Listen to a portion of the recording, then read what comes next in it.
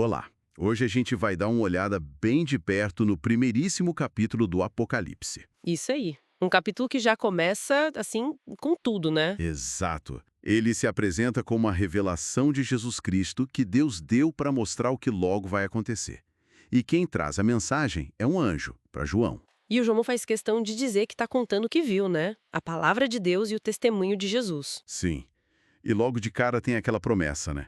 Que são felizes os que leem, ouvem e guardam essas palavras, porque o tempo está próximo. Uhum. Isso já dá um tom de urgência, uma importância especial para o texto todo, desde o comecinho. Com certeza. Aí vem a saudação, né? De João para as 7 igrejas da Ásia. Ele deseja graça e paz, e olha só de onde vem. De Deus Pai. Aquele que é, que era e que há de vir. Uma descrição poderosa. Muito. E também dos 7 espíritos diante do trono. E claro, de Jesus Cristo. E é fascinante como Jesus é apresentado aqui, né? A testemunha fiel, O primogênito dentre os mortos. o soberano dos reis da terra. Nossa, esses títulos são muito fortes, já definem a autoridade dele, o papel central em tudo que vai ser revelado. Totalmente. E o texto continua exaltando Jesus, né? Aquele que nos ama, que libertou a gente dos pecados com o próprio sangue. E nos fez reinos, sacerdotes para Deus Pai. Que coisa incrível. Demais. A ele glória e poder para sempre. E logo em seguida, aquele aviso impactante. Eis que vem com as nuvens e todo olho o verá. Pois é, e essa parte não é só um louvor, sabe? Define a relação, amor, libertação, essa nova identidade como reino, sacerdotes, e reforça a expectativa da volta dele, né? Visível, para todo mundo ver. Uma mensagem de esperança e, ao mesmo tempo, de alerta, né? Exato.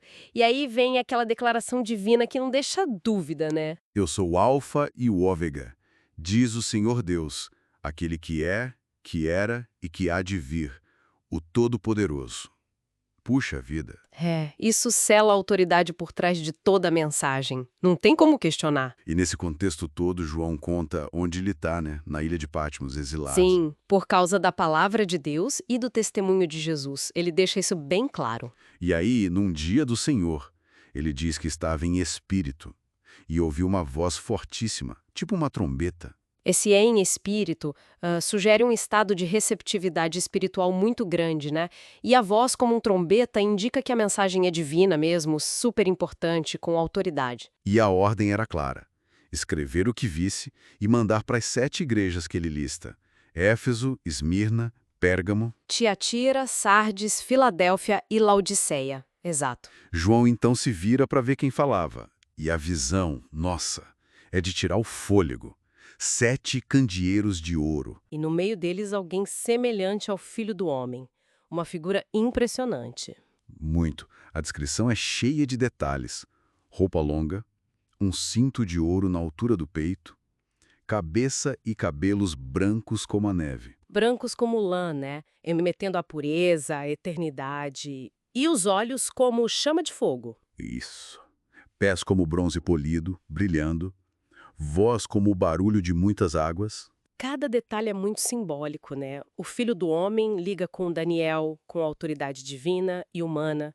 Os cabelos brancos, como falamos, eternidade. Os olhos de fogo, aquele conhecimento que vê tudo, o julgamento. E tem mais. 7 estrelas na mão direita. Uma espada afiada de 2 gumes saindo da boca. E o rosto brilhando como o sol no seu máximo. Uau! É uma imagem de pura majestade e poder, né? A voz poderosa, os pés firmes, a espada que é a palavra de Deus cortante, as estrelas na mão, que a gente vai ver o que são, tudo isso mostra o controle absoluto dele. E sobre quem? Sobre as igrejas, que são os candeeiros. Compreensível que a reação do João seja cair aos pés dele como um morto diante disso tudo. Totalmente. Mas olha que incrível o contraste. A visão é avassaladora, mas a primeira coisa que ele ouve é: não tenha medo. É verdade. Que consolo no meio daquele impacto todo. E a base desse consolo é quem está falando, né? Ele se identifica. Sim, eu sou o primeiro e o último. Sou aquele que vive, estive morto, mas eis que estou vivo para todo sempre. E tenho as chaves da morte do Hades. Quer dizer, ele venceu a morte e tem autoridade final sobre ela. Isso é fundamental. Nossa, para João, ali exilado, e para as igrejas que iam passar por perseguição, Ouvir isso devia ser... Uau! Com certeza.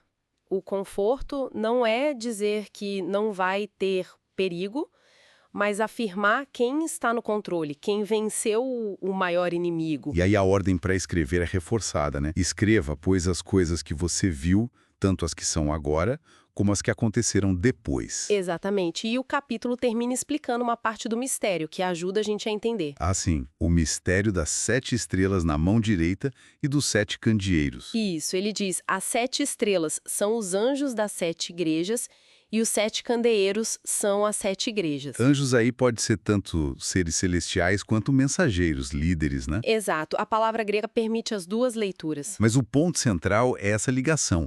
O celestial, anjos, estrelas, e o terreno, igrejas, candeeiros. Tudo sob o cuidado e autoridade de Cristo. Então, o que fica desse primeiro capítulo é essa imagem fortíssima de Jesus Cristo, glorioso, vitorioso, presente, bem no meio das igrejas. Cuidando delas, segurando seus mensageiros, mesmo em tempos difíceis como o exílio de João. É um alicerce poderoso para todo o resto do livro, né? Sem dúvida. Estabelece quem fala e com que autoridade. As cartas, as visões futuras, tudo vem dessa figura majestosa. Isso deixa a gente pensando, né? Como será que a percepção de ser um candeeiro cuidado por esse Cristo tão poderoso e presente poderia moldar a identidade e a força de uma comunidade hoje, diante dos desafios que aparecem?